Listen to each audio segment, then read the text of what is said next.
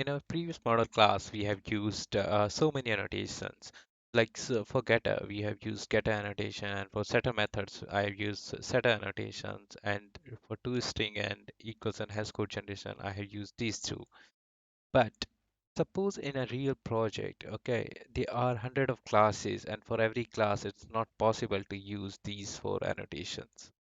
So Lombok provide a simple annotation which is composed of these four annotations, and that annotation is at the rate data. So at the rate data is composed of at the rate getter, at the rate setter, toString, and equals and hash code, which is equivalent to our previously annotations.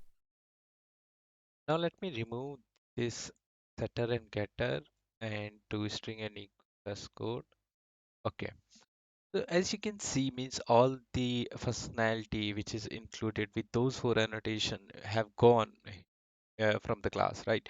And to include that with the single annotation, we have at the rate data annotation. So once I have imported this one from the Lombok library, that's it. Means those four annotation is a part of this annotation.